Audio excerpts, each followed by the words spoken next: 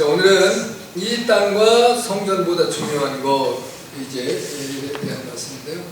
자, 이제 여러분이 이제 성경을 유심히 보시면서 사도행전의 그 2장에서 이제 마가다라는 120명이 이제 성령 충만히 받잖아요. 근데 거기에 이제 12사도, 이제 그 마띠아까지 포함해서 그 사도도 있었고, 뭐 이제 오늘 여기 집사님으로 선택되신 분들도 계셨을 것이고, 다른 어린이도 있었고, 여자들도 있었고, 다 있었겠죠. 이제 오늘 사도행전 7장부터 쭉 뒤로 넘어가기 시작하면, 이제 그 사실 고난을 집사님들이 더 받아야 될까요? 사도들이 더 받아야 될까요? 사도가 더 받아야 되는데 사도는 고난 받았다는 얘기 없습니다. 그런데 이 집사님들이 고난을 받는 거예요. 근데 이제 이걸 이제 그 역사적인 배경을 보면, 그 예루살렘 교회가 이제 형성이 되잖아요. 예수님이 이제 십자가 달려서 부활하시고 승천하였단 말이에요. 근데 이제 교회가 태동이 됐는데, 그 유대인 자체의 공동체의 사람들은 그게 똑똑하지는 못해요, 사실. 이제 그 유대 사회적으로서는 이제 변방에 사는 사람들이고, 가난한 사람들이고, 뭐 어부나 또는 농사 짓는 사람들, 이런 사람들이지 무슨 권력을 얻거나 사회적으로 뛰어난 사람은 거의 없었단 말이죠. 근데 그럴 수밖에 없는데, 이제 헬라파 유대인들이 있어요. 이제 헬라파라고 하는 건 뭐냐면, 유대인 나라 밖에가, 그다음에 헬라가 세계를 지배하던 때예요. 로마가 세계를 지배해도 로마는 헬라의 문화를 그대로 받아들였어요. 헬라인들은 지혜를 추구하는 자리고, 그런 지혜로 구원을 얻는다는 어떤 사람들이거든요. 그러니까 이제 그 헬라의 지혜가 얼마나 뛰어나는지 로마도 그 헬라의 지혜를 본받아서 그 지혜를 따라가는 거예요. 근데 헬라의 제도와 법제가 거의 로마를 그대로 이제 정착시켰겠죠. 그러니까 이제 그 로마파라는 표현을 안 쓰고 헬라파를 쓴단 말이에요. 로마가 지배하는 나라들인데, 이제 그 헬라파 유대인들이라고 하는 것은 유대 나라 밖에 이방 나라에서 살고 있는 이제 하나님의 백성들 유대인들이에요. 근데 그들이 이제 여기서 그 우리 6장에서 봤지만 그 사도들 앞에 이제 문제가 봉착해요. 아나니아와 사피라 사건 터지고 난 다음에 교회에서 이제 제일 문제가 정직의 문제. 이제 지금은 우리가 사실 먹고 사는 게 별로 큰 문제가 안 되기 때문에 우리가 이제 점심 식사를 또 안 드시고 가시는 분들이 계세요. 근데 이제 이때는 먹는 문제가 굉장히 심각해요. 그러면 이제 모이면 기도하고 찬송 드리고 하나님의 말씀을 받고 교제하는 것은 그냥 뭐 우리가 아유 저 집사님 잘 지냈어요? 오래간만에 만났어요. 참 뭐 무슨 문제 없었어요? 오늘 어떤 일 없었어요? 이런 것만이 아니라 뭐 떡을 떼고 음식을 나눠 먹었다. 그 당시에는 먹는 것이 귀하니 어려우니까, 그러니까 이제 있는 사람들은 집에서 가만히 있다가 이제 그 먹을 때 되고 딱 나오는 사람도 있어요. 있는 사람이라고 당시에 집에 있는 자기의 먹을 거리를 이제 다 충분하면 안 되니까 거기 나와서 교회에서 먹어야 돼요. 근데 이제 그나마나 하루 이제 그 일당을 얼마를 받든지 간에 우리 식구가 하여튼 그게 허드렛 일이 됐든 뭐 사람들이 우리가 지금 말하면 3D 직종에서 일을 하고 돈을 좀 벌어와야 그걸 먹어요. 그 사람들은 이제 대개 3D 직장 같은, 이제 그 당시도 3D가 있었을 거 아니에요? 그럼 그런 일을 하는 사람들은 그 출근과 퇴근 시간이 정확해요, 안 정확해요? 그 정확할 수가 없어요. 그러니까 이제 좀 높은 지위나 좋은 직장에 다니는 사람이 칼퇴근하고 이제 정시 출근하고 그러지, 그런 사람들은 이게 무슨 뭐 주인이 갈아야 가는 거란 말이에요. 내가 이제 그 사람한테 좀 일당을 받아야 되니까 뭐 아이고 이제 나한테 20 요거 지금 뭐 이제 오늘 어차피 일한 거니까 요거 마저 좀 옮겨주고 가시지. 그러면은 안 됩니다. 내일 와서 할래요. 이렇게 할 수 있습니까? 그럼 내일 오라래요? 너는 오늘로 끝이요. 내일부터 우리 집 오지 마. 이렇게 할 거 아니겠어요. 그러니까 이건 내 마음에 안 들어도 다 해줘야 돼요. 그러니까 현실이 이제 모임에 와요. 오늘 어떻게 해요? 저녁 먹었을까요? 못 먹었을까요? 못 먹었어요. 허기지고 배고파요. 근데 와보니까 이게 있는 사람들이 와가지고 이제 맛있게 떡을 지금 다 노닥거리면 먹고 이제 별로 이제 그 부지런히만 남아있어요. 그럼 뭐가 나요? 뭐가 나요? 뿔따구가 난다니까. 아니 지들은 집에서 호사에서 무슨 뭐 부모님이 이제 돈이 많았던 뭐 남편이 더 돈이 있었거든 실컷 다 이제 먹을 수 있는데 그걸 집에서 먹고 오지 우리는 먹을 수도 없는 건데 그걸 우리 먹을 걸 쏠딱 먹어버리고 얼마나 화나겠어요. 그러니까 다툼이 일어나는 거예요. 정지가 안 되는 거지. 그 다음에 하나씩만 먹어야 되는데 하나만 먹어요? 아니라니까요. 여러분이 애들한테 한번 뭘 줘봐요. 애들 지금 손에다 하나 잡으면 요거 감사하다고 그래요? 여기 또 하나 잡으라는 얘기니까. 그리고 나중에 이제 더 잡을 게 없으면 어떻게 해요? 이거 어떻게 해도 고민을 하는 거야. 이게 머리가 안 들어가. 이제 이거 머리를 굴면 안 되니까 또 잡으려고 이거 그때 놓친다니까. 딱 이거 잡으려다가. 그 욕심이 그렇게 많다고. 애들부터요. 우리가. 그러니까 정직해야 돼요. 그러니까 하나만 예를 들면 어떤 우리 이제 모임들인데 하나씩만 가져가세요. 그러면 하나만 가져가면 되는 거예요. 그게 뭐 좋든 나쁘든 하나 이제 들었으면 돼. 그런데 이거 눈치를 봐가지고 슬쩍 하나 더 이제 주머니에다 넣거나 이런다고 한다. 정직하지 않아. 그러면 예를 들어 하나씩만 가져가야지 정확하게 맞는 거란다면 내가 2개 가져갔어요. 그럼 어떤 일이 생기겠어요? 누군가 하나를 못 가져가자는 거예요. 이게 이제 이 교회 내에서 별거 아닌 문제인데 기독교 2000년이 지난데도 지금도 그런 문제가 교회에서 생긴다는 거예요. 그게 이제 별거 아닌 건 되지만 그게 감당하는 거였었단 말이에요. 예를 들면 지난번에 제가 일산에서 이제 임직하고 은퇴하는데 이제 장로님 은퇴하는데 권사님하고 금반지를 줬어요. 이제 몇 돈인지는 몰라요. 근데 이제 그거 예를 줬는데 이제 금반지를 만들었는데 이제 다 볼 거 아니에요. 다른 분도 저번에 금반지 줬으니까 나도 이제 그만뒀으니 금반지 주겠구나. 근데 그 다음 고등학번에는 이제 돈이 없어서 금반지를 못 했어. 그래서 예를 들어 은반지를 냈다. 그러면 그 사람이 좋아할까? 그 사람은 기억하고 있다니까. 이게 해주는 나라의 입장에서는 뭘 잃어버릴 수도 있어요. 아니 형편 따라서 이제 우리 교회가 나름대로 지금은 이제 여러 개 됐으니까 금반지 해드린다. 그래서 해드리는데 그때 되면 이게 여러 개 안 되는 거예요. 그럼 어떻게 해요? 은반지를 해드려야 되잖아요. 근데 은반지 했는데 이 사람은 기분이 나쁜 거예요. 그게 고치 아픈 거예요. 근데 이제 그런 문제 때문에 이제 집사님들을 세웠는데 이 집사님들이 다 그 유대 사회에 있는 그분들이 아니라 헬라파 유대인들이란 말이에요. 그러니까 이제 외국에서 뭐 유학 갔거나 아니면 이제 결국 흩어지긴 했지만 집안이 괜찮아서 학문적으로 또는 이제 신앙적으로도 더 월등하고 뛰어나고 더 많이 안단 말이에요. 그냥 대충대충의 신앙이 아니라 체계적인 신앙을 가지고 굳건하게 주님을 바라보는 신앙을 가진 거예요. 투표를 했는데 그분들이 다 됐어요. 다 헬라파 유대인들이야. 유대인파 유대인들이 하나도 없어요. 7명의 집사님들 중에. 그래 이제 그렇지만 그래도 핍박과 박해가 오면 사도들이 받아야 되는데 사도들은 다 어디 도망가서 숨어버리고 그 다음에 이 집사님들이 권한을 다 받는 거예요. 첫 번째 이제 받는 분이 스데반 집사님. 그래서 기독교회가 세워지고 이제 정상적으로 교회가 세워져서 이제 교회라고 하는 것이 태동되고 나서는 첫 번째 순교자가 스데반 집사입니다. 이제 예수 그리스도를 믿는 믿음을 가졌을 때는 어린아이들이 이제 헤로데에서 순교를 당하지만 그러지 않고 교회라는 것이 정상적으로 태동되고 나서는 스데반 집사님이 제1호 이제 순교자인데 이 순교자의 삶을 보면 그분이 말씀하시는 것과 그분의 나타나는 것과 그분의 후광이 예수님과 동일했다고 해요. 그러니까 우리 한번 생각해 보세요.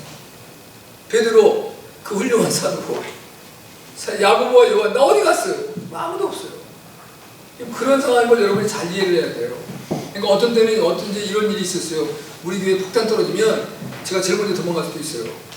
여러분들만 이제 폭탄 질문을 쓰는데 그에 따라서 저 욕하지 마세요. 아이고 이명근 목사가 굉장히 이제 심적으로 약했구나. 이 생각을 가지시면 돼요. 편해. 그런데 아니 목사가 내가 도망가고 제가 지난번에 중동에서 목사님 이제 전쟁에 나가서 도망가다가 이제 나중에 신도들이 빠이빠이 왔다는 얘기 했잖아요. 차가 빠져가지고 오래버려. 이러면 안 되는 거죠. 그냥 가슴 아픈 거죠. 그러니까 위기가 닥치면 사실은 제가 이제 한 번도 만나보지 못했지만 이제 성서신학대학을 세우신 강태국 목사님이라는 분이 계세요. 이분이 이제 미국에서 있었던 분이고 이제 6.25 때 이제 한국을 이제 돌아오거든요. 근데 만주로부터 시작해서 70명의 신도들을 다 데리고 왔다는 거예요. 70명이 같이 이제 노숙하고 일어나서 걷고 또 얻어먹고 그러면서 철길을 타고서 이제 대한민국 다 한 사람도 빠지지 않고 데리고 왔대요. 그런 분이 진짜 훌륭한 목사님이시죠. 얼마나 존경받습니까? 그러나 그분에 대해서 뭐 우리 기독교에서 말이 안 돼요. 왜냐하면 다들 죄진 사람이라 죄 안 진 사람에 대해서 얘기하기가 불편스러운 거예요. 예, 그렇잖아요. 그분을 내세우는 나는 이제 어디다 이제 걸칠 곳이 없어요. 그러면 그분은 열애시키는 거예요. 열애시키는 가슴 아파서. 자, 이제 이런 일이 있었대요. 어떤 교회 목사님이 교회 부임을 하셨대요. 부임을 하셨는데 이제 부임하셨는데 은퇴하신 목사님이 또 부임한 거 아니에요? 교회에 이제 자리가 났는데 부임을 했더니 목사님 딱 보니까 이제 저희는 이제 강대생이 가운데 있잖아요. 근데 이제 강대생이 두 개 있는 교회들은 한쪽에서는 사회를 보시는 이제 그 사회자가 있는 성이 있고 하나는 이제 말씀을 강론하는 성이 있는 거예요. 근데 이 목사님이 볼 때 이 강대생 위치가 잘 안 맞아요. 그래서 강대생을 옮기려고 했더니 은퇴하신 목사님이 지성소는 옮기는 게 아니다. 이래가지고 못 옮겼다는 거야. 그래서 이게 웃지 못할 상황인 거예요. 자, 오늘 말씀의 주제가 뭐냐면 이 땅과 성전보다도 중요한 것이 있다는 걸 기억하세요. 근데 유대인들에 있어서는 가장 소중한 게 여기는 것이 이제 이스라엘 땅, 더 나아가서 예루살렘 땅, 그리고 예루살렘 성전. 그걸 우상같이 섬기는 거예요. 그게 이제 하나님보다 더 존귀하게 여기는 거예요. 이 사람들은 이제 그곳에서 하나님의 역사가 있었다고 생각하고 그것을 잘 섬겨 모셔야 된다는 생각을 갖는 거죠. 근데 스데반이 그걸 갖고 지금 지적하는 거예요. 누구로부터 끌고 오냐면 이제 이스라엘 민족의 시조가 될 수 있는 아브라함부터 끌고 오는 거예요. 아브라함이 어디 있을 때 하나님 불렀었냐 이거예요. 아브라함이 어디 때 하나님 불러요? 메소포타미아에 있을 때보다 갈대아우로. 그 메소포타미아거든요. 그때 거기서 하나님이 부르신 거예요. 메소포타미아라는 땅이 뭐하는 땅이에요? 우상 섬기고 우상 단지가 이제 드글드글한 아브라함은 그래서 우상을 만들어 파는 장사에서 따르잖아요. 이게 신상을 만들어 파는 거. 여러분이 다니다 보면 안산에서도 그 이제 불교 불상 같은 거 만들어 파는 상점 같은 거 있어요. 흔치는 않은데 있어요. 그러다 그런 거 팔아서 이제 돈 벌고 사는 사람. 그러니까 아브라함의 아버지 데라가 그런 일을 했었던 분이라고. 그리고 살던 지역 자체도 메소포타미아 지역, 이방인의 하나님을 알지도 못하고 하나님을 섬기지도 않는 지역에 있을 때 아브라함을 불렀다는 거죠. 그 아브라함이 하나님의 약속의 땅 가나안에 살고 있으면 아니라는 거예요. 그 다음에 이제 하나님이 불러서 내가 너를 복의 근원으로 만들겠다라고 하는 말씀을 하실 때에 아브라함에게 뭐도 안 줬다고요? 발붙일 땅 한 떼기도 안 줬다는 거예요. 요게 내 땅이라고 하는 것도 안 줬다니까요. 결국 나중에 이제 자기 아내 사라가 죽음으로 인해서 이제 막벨라 굴을 이제 그 가나안 사람에게 돈을 주고 사서 그 자기의 이제 매장지와 그건 이제 그 무덤만이 아니라 밭까지 다 팔잖아요. 그러니까 이제 여러분이 그 가나안의 그 사람이 얼마나 그 영광스러운가 보세요. 아브라함을 안단 말이에요. 근데 이제 그거를 그 굴을 팔아내니까 참 그 훌륭한 사람한테 이걸 돈 주고 돈 받고 판다니까 그러니까 아이고 이 땅에 오셔서 이렇게 좋은 일도 많이 하시고 우리가 어떤 삶을 살아야 되는가도 보여주셨는데 이것쯤이야 뭐 제가 그냥 드리겠습니다. 그랬더니 아브라함이가 그렇게는 안 된다. 그러면 이제 이게 내가 가지고 사야 된다. 그랬더니 딱 뭐라잖아요. 굴만은 아니고 이 이제 밭까지 다 이렇게 해서 값을 먹이면 어느 정도가 나갑니다. 그러니까 다 살아야 되는 거지. 굴만은 안 팔겠다. 그러니까 이제 시세력은 드리려고 한다는 마음을 갖고 있지만 자기 내임 속에서는 이 기회에 한번 덤태기 씌워가지고 몽땅 팔아먹자라고 생각합니다. 사람들이 이 세상 살아가는 사람들의 모든 사람의 생각과 사고예요.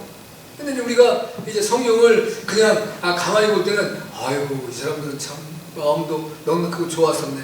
전혀 아니거든요. 그걸 자세히 한번 성경을 보세요. 그게 그렇지 않아요.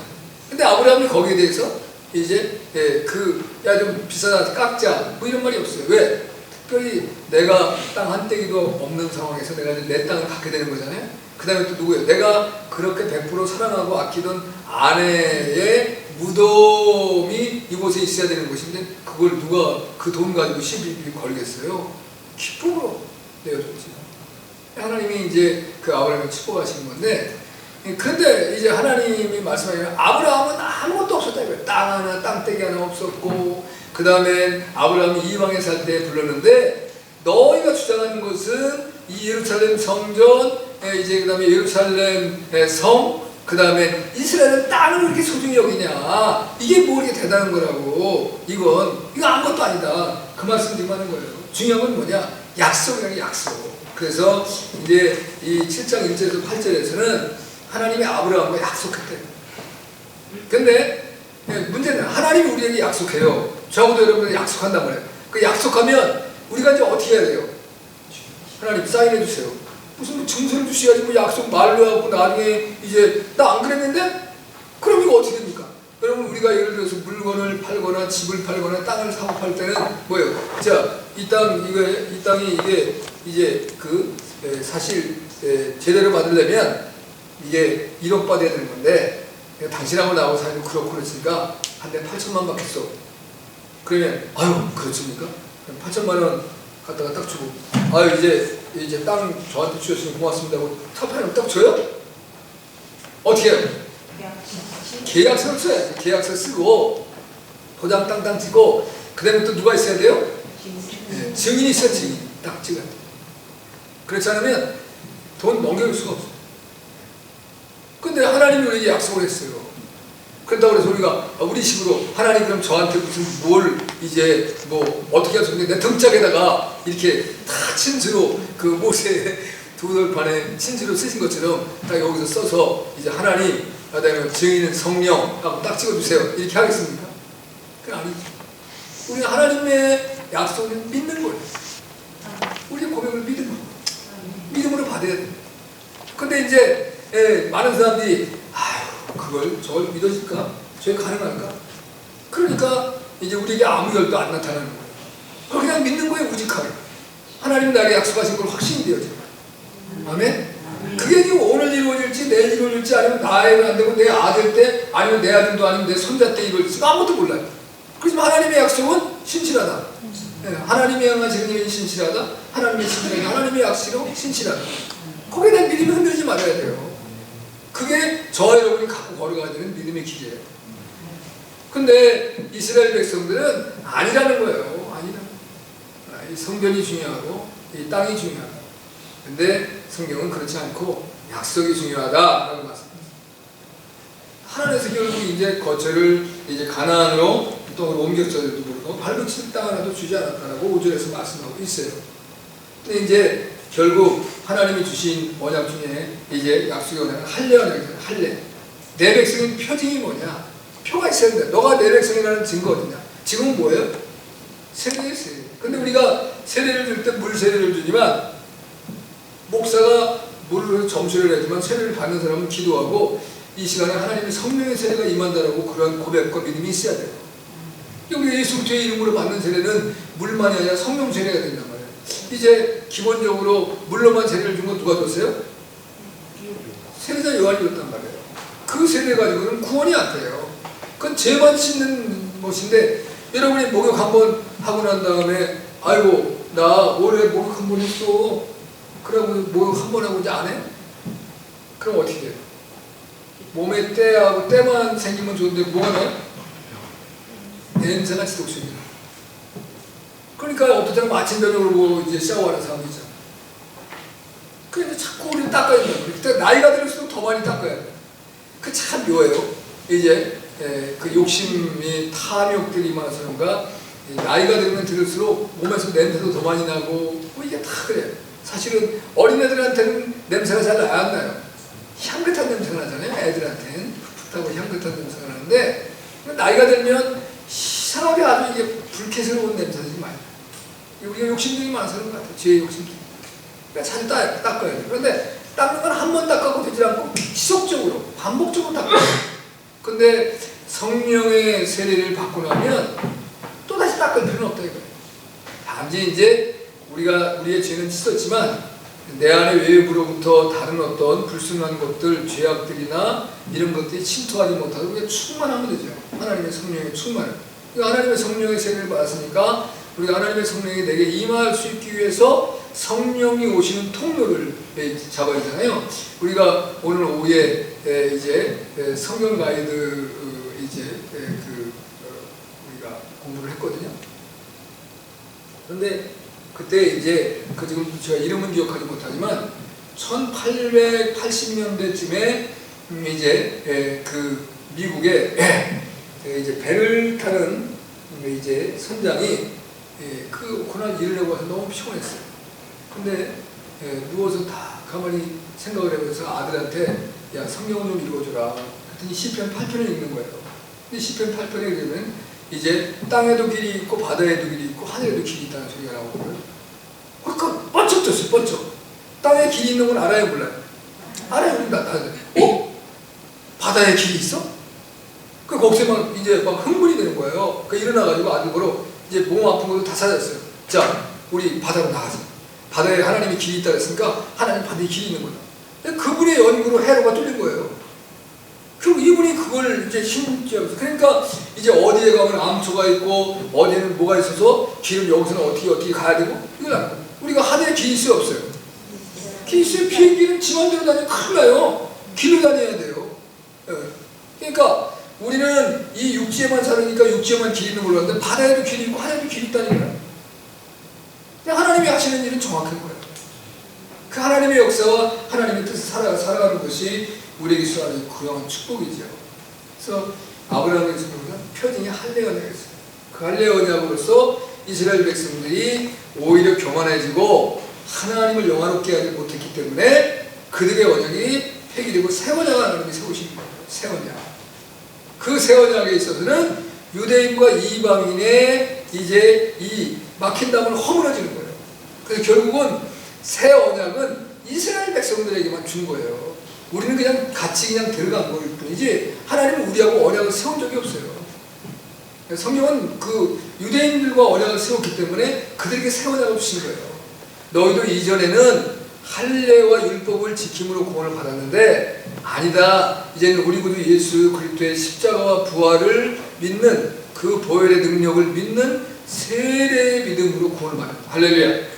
그 세례의 의식을 하나님이 하신 거예요. 그게 하나님이 주신 놀라운 축복이에요. 그 새 언약인 거예요. 새 언약.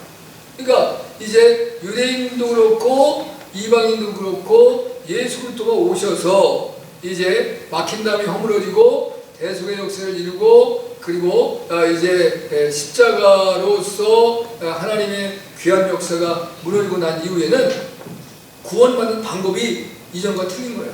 유대인들은 아무리 할례를 받고 그리고 율법을 지키려 해도 구원이 없어요. 율법은 보니까 실패했잖아요. 다 못 지키더라고요. 아무리 지키려고 애를 몸부림쳐도 100% 율법을 지킬 수가 없더라고요. 그러니까 제가 어떤 누가 이제 저한테 글을 보내주셔서 SNS로 그 글을 한번 봤는데 이런 말이에요. 어떤 목사님이 그 책을 썼는데 목사님 이 책 한번 사보세요 그랬는데 제가 사보진 않았어요. 근데 제일 처음에 이런 거예요. 이제 그 신도가 이제 질문을 한 거에 대한 답변을 주시는 식이에요. 어떤 사람이 와가지고 꼭 예수님을 믿어야만 구원을 받습니까? 그러니까 이제 이분이 이제 그럼 어떤 구원의 방법이 있을까요? 목사님이 대답을 해요. 그러면 아니 죄를 안 지은 자하고 착하게 살면 구원받을 수 있지 않겠어요? 그러니까 그러면 이제 죄 안 짓고 착하게 살면 구원받지요. 목사님이 이렇게 대답을 해요. 그럼 우리가 처음 볼 때는 이 목사님 이상하다. 그걸 다 풀어나가요. 근데 착하고 선하게 산다는 기준을 어디다 둬야 됩니까? 이걸 목사님이 질문해 나가기 시작하는 거예요. 근데 이 세상에 착하고 선하게 사는 사람이 한 사람이나 있습니까? 아무도 없잖아요. 그래서 우리는 예수님을 믿어야 되는 겁니다. 예수님의 은혜로 구원을 얻기 때문에 그 십자가에서 흘린 보혈의 은총이 우리의 죄를 덮고 씻어주고 있습니다. 그래서 예수님을 믿어야 구원을 받습니다. 이렇게 이제 결론을 지어서 나가는 거예요. 그런 식으로. 그러니까 여러분들 누군가가 아니 뭐 이제 꼭 예수 믿어야 구원받아? 만약에 이제 복음 들었는데 그러면은 그래 예수님만 믿어야 구원받아 그러면 그 사람이 아이고 웃기고 있네 이러고 딱 끊어버리면 더 이상 말이 안 되잖아요. 그러니까 그 사람이 얘기를 들어줘야 돼요. 그래서 이제 그게 또 전도하는 기법을 쓰라는 거죠. 그러면 이제 다른 방법이 무엇이 있을까? 뭐 좋은 방법이 있어요? 그러면 아니 죄 안 지면 구원받잖아요. 그러면 죄 안 지면 구원받지요. 그러면 이제 하면서 서로 대화를 이어나가면서 과연 당신은 죄를 짓고 살지 않는가? 우리에게는 하얀 거짓말, 이제 빨간 거짓말, 새빨간 거짓말, 새카만 거짓말이 있다 그러는데 당신은 일생의 사람도 거짓말 안 하셨어요? 그 다음에 이제 공중도덕 그걸 다 지키셨어요? 이런 거 계속 물어보면 자기가 다 그런 게 있거든. 예수님만 그것만 할렐루야. 그러니까 이제 하나님의 약속이 중요한 겁니다. 그러니까 저와 여러분들은 하나님에게 약속을 받은 자들, 구원의 약속을 이제 그 신앙을 굳건하게 섬기기 바라고요. 그 다음에 땅이 중요한 게 사람이 중요하다는 거예요. 여기서 스데반 집사님은 요셉이 이 땅이 아닌 애굽에서 하나님과 동행했다라는 것을 말하고 있어요. 요셉은 이제 야곱의 몇 번째 아들이에요? 11번째 아들이잖아요. 근데 이제 형들의 시기심 때문에 어디로 팔려요? 애굽에 팔려가요. 그래서 거기서도 억울한 노병을 쓰고 고통을 하다가 그런데 이제 여러분이 잘 봐야 돼요. 요셉의 삶을 한번 보면 요셉의 삶에서 뭐가 없어요? 불평과 원망이 없어요. 요셉은 내게 주어진 삶이 어떤 삶이 있더라도 그것 때문에 불평하고 그것 때문에 탄식하고 그것 때문에 한숨 짓고 그것 때문에 하나님 앞에 시시비비를 안 걸어요. 하나님이 이럴 수 있습니까? 정말 이런 식이에요? 내가 하나님을 위해서 어떻게 살았는데 나를 이렇게 하세요? 이런 게 없어요. 요셉은 그냥 주어진 일을 다 하나님의 하나님은 선하시다 라고 인정하고 가는 거예요. 그랬더니 애굽의 이제 이 바로에게 하나님이 두 번의 꿈을 주시잖아요. 이제 살신소와 마름소, 그 다음에 아주 충실한 이삭과 그 다음에 이제 완전히 마른 이삭에 대한 그 꿈을 주시고 난 다음에 그 꿈 때문에 고민에 빠진 거예요. 하나님이 너 깨달아요. 한 번만 주면 넘어갈 수도 있잖아요. 아이, 뭐 별거 아닌 거지. 뭐 어떻게 뭐 이런 일 자다 보면 꿈도 꾸는데 이 꿈도 꾸고 저 꿈도 꾸는 거지 뭐 이럴 수 있는데 그게 명확하게 두 번이 동일하게 나타나니까 이분이 이제 번뇌와 근심에 빠지기 시작하는 거죠. 당대 애굽이 세계를 지배하던 때인데 그때 하나님께서 이제 요셉을 붙이셔서 그 꿈을 해몽하게 하고 요셉이 애굽의 총리가 되고 애굽을 다스리는 이제 통수권자가 됐어요. 사실 노예로 팔려가고 형들의 시비와 미움을 당했는데 그러면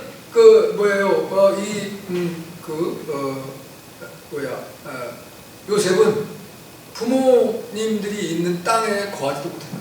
세겜 땅에 거하지도 못해요. 세겜에서 오히려 애굽으로 팔려갔잖아요. 그런데 그 땅이 중요한 게 아니고 그 사람이 중요한 게 이 사람이 어떻게 썼느냐. 우리도 마찬가지예요. 내가 지금 뭐 이 땅이 얼마가 있느냐, 이제 은행에 잔고가 얼마나 있느냐, 가지고 있는 돈이 얼마가 있느냐, 그게 중요하지 않다. 그 사람이 어떤 사람이냐, 그 사람이 정말 하나님에게 붙들림 받은 사람이냐, 하나님이 그 사람을 사랑하고 그 사람을 아껴주고 그 사람과 함께하는 사람이냐라는 것이 중요한 것이죠. 그 얘기를 해주고 있는 거예요. 지금 이제 이 스데반 집사님이. 근데 그것 때문에 스데반 집사님은 결국 죽잖아요. 왜? 아주 나름대로 세상의 가치가 중요하다고 생각하는 사람들, 육신적인 모습으로만 예수님을 바라보고 믿는 사람들에게 있어서는 저 미친놈 때문에 내가 안 되는 거예요. 그럼 어떻게 해요? 예수님도 왜 죽입니까? 유대의 그 공회원들이 자꾸 껄끼고 얘기만 하는 거예요. 자기가 잘못된 거, 문제 있는 걸 지적하고 그러는데 이전에 어떤 전지자도 와서 그렇게 안 했거든. 그냥 적당하게 넘어가는데 예수님한테 신랄하게 비판하는 거예요. 뭐예요? 이 독사 새끼들아 라고 말하는 거예요. 그러니 뭐 어떻게 말해요? 그 다음에 이제 하나님의 만민의 기도하는 하나님의 집을 뭘로 만든다고요? 강도의 소굴로 만든 강도의 소굴. 네. 강도의 소굴에서는 누가 센 거예요? 더 강한 강도가 센 거 아니에요? 패를 잘 갖고 있는 강도가 다 먹는 거잖아요. 도박하는 데가 그런 도박을 제일 잘하는 놈, 그러니까 사람을 제일 잘 속이는 놈이 도박에 다 돈 딸 거 아니겠어요? 그 죄악된 모습으로 예수님이 비난하니까 견딜 수가 없는 거예요. 그러니까 이제 가야바라는 제사장이 뭐라고 말해요? 한 사람이 죽어서 나라가 편한 게 좋으냐, 이제 한 사람이 살고 나라가 시끄러운 게 좋으냐. 한 사람이 죽어서 나라가 편안하면 좋다. 예수님은 중요한 거예요. 스데반 집사님도 저 스데반 집사만 없어지면 아주 아무 문제 없이 이제 다 될 건데 저 사람 때문에 이게 골치 아프다니까 그럼 죽여버린 거예요. 그 정의고 올바르다고 하죠. 그러나 이제 요한계시록 6장에 보면 순교자들이 뭐야 나와요? 하나님 앞에 신원한다, 신원. 네. 내 원수를, 내 억울함을 언제 풀어주시겠습니까? 하나님의 그 기도가 다 올라간대요. 하나님은 순교자의 수가 찰 때까지 기다리신다는 거예요.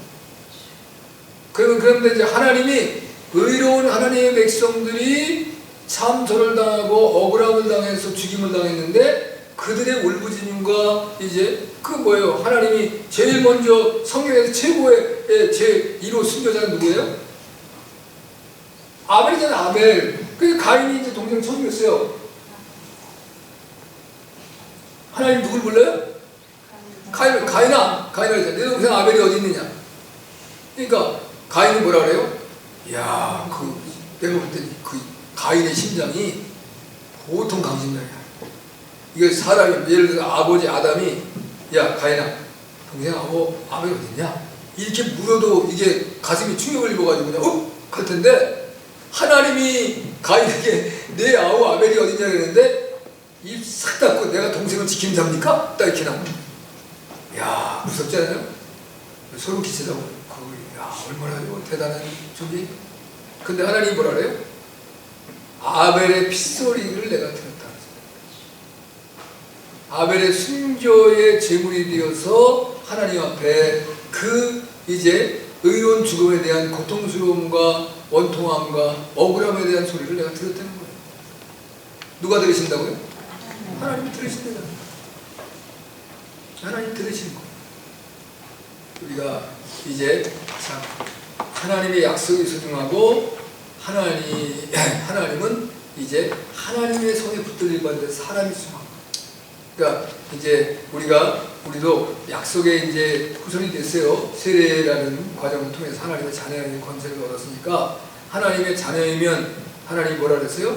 후사라 해서 후사라는 것은 뭐냐면 하나님의 나라를 유업으로 얻을 자예요. 상속자가 됐다. 상속자가. 요즘에 이제 자꾸 이제 우리나라도 법이 바뀌어가지고 가족 간에 이제 아픈 분들과 이제 문제가 많이 생기는데, 이 어떤 글에 한번 봤더니 이제 예를 들면 어떤 가정에 세 자녀가 살아요. 근데 이제 큰 며느리가 이제 부모님을 끝까지 봉양을 했어. 이게 이제 잘못 말했다. 이런 사건이에요. 뭐냐면 본인 부인이 돌아가셨어. 그리고 연세가 들이셨는데 새로운 부인이 들어오셔가지고 그분이 그 남편이 측정성으로 돌아갈 때까지 다 보양을 했어요. 근데 돌아가시고 나니까 이제 후처로 들어오신 부인이 법에다 제소한 거예요. 내가 그 사람을 이렇게 봉양한 거에 대한 30%의 지분을 다 나눈 거예요. 그리고 나머지 70%를 가지고 나머지 형제들 나눠줘라. 법에서 어떻게 했을까요? 노했어요. 똑같이 1대1로 나눠. 이건 이런 식으로 될 수 있어요. 형제가 셋이야. 아니, 셋이면 정도다.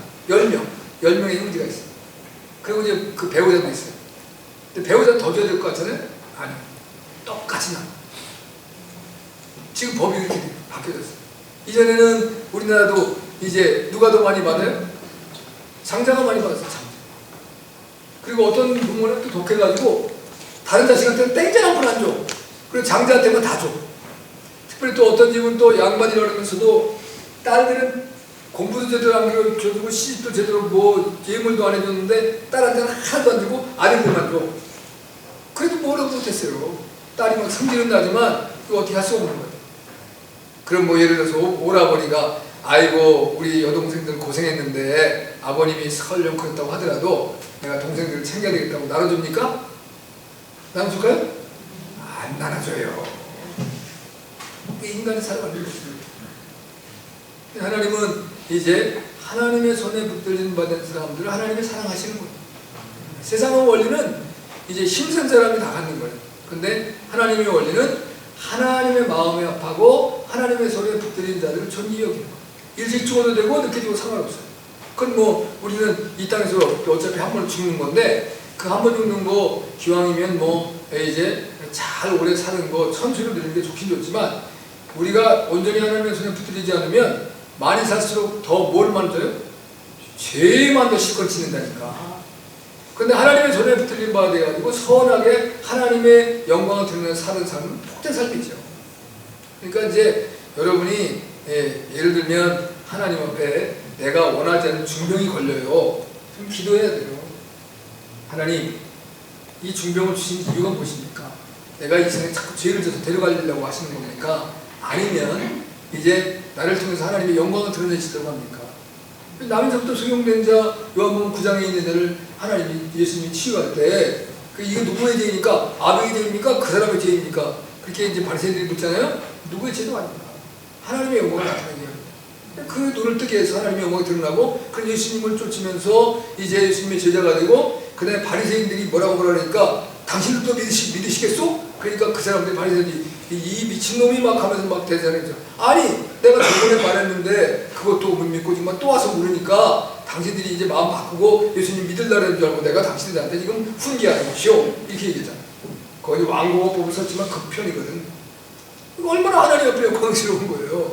이게 앞도 못 보던 자가 담대하게 이제 자기 아버지는 오히려 바리새인에서 바리새파에서 출교될까봐 두려워 발발 떨고 있는데 이 아들은 전혀 배운 게 없어요. 원래 눈이 안 보였으니까 안 보였겠지 하지만 이제 눈 뜨고 나서도 그 권력, 제도 그 하나도 안 보여요. 오직 주님만 보여요. 할렐루야. 그냥 하나님의 영광을 드러내는 거예요.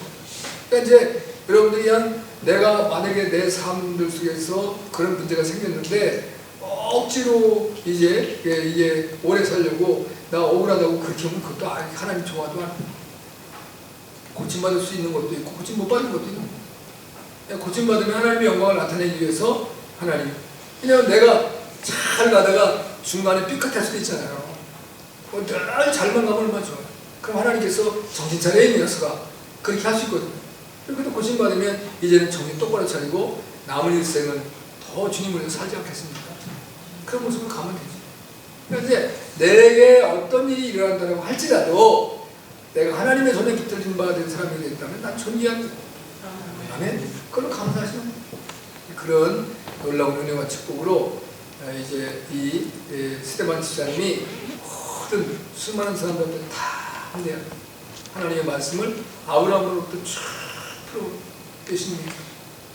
그런 놀라운 능력의 은혜가 있어져서 누가 우리에게 어떤 권력으로, 무력으로, 재력으로 위협하고 또는 이제 우리를 협박해도 두려워 떨지 않냐고 하나님의 손에 붙인 바 되었어요.